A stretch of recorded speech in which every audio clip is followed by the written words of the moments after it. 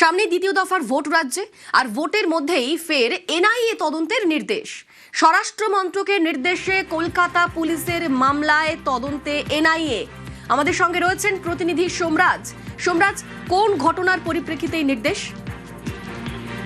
গত পরশুদিন দক্ষিণ চব্বিশ পরগনার ভাঙড়ের কাশীপুরে বোম এবং বোম তৈরির সামগ্রী উদ্ধার করা হয়েছিল।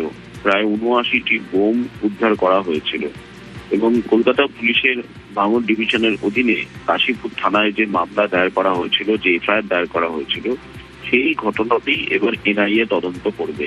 ইতিমধ্যেই গোটা ঘটনায় ন্যাশনাল ইনভেস্টিগেশন এজেন্সি বা এনআইএ এফআইআর রুজু করেছে এবং তারা আজ থেকেই এই তদন্তভার নিয়ে তদন্ত শুরু করবে। মূলত যেটা সূত্র মারফত জানা যাচ্ছে, এনআইএ আজই ভাঙড়ে যাবেন এবং ভাঙড়ে গিয়ে মূলত এই তদন্ত প্রক্রিয়া শুরু করবে।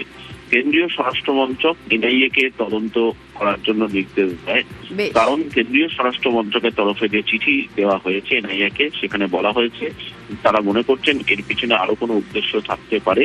সেই কারণেই ন্যাশনাল ইনভেস্টিগেশন এজেন্সিকে দিয়ে তদন্ত করানোর সিদ্ধান্ত নেওয়া হয়েছে। বেশ, ধন্যবাদ সোমরাজ। বোমা তৈরির অভিযোগে কেউ ধরা পড়লে এনআইএ দ্বিতীয় দফার আগে আরো কড়া কমিশন। বোমা তৈরি আটকাতে বিশেষ ড্রাইভ শুরু। বোমা তৈরির সঙ্গে যুক্তদের বিরুদ্ধে দ্রুত পদক্ষেপের নির্দেশ। সব বোমা সংক্রান্ত মামলার তদন্ত করবে এনআইএ।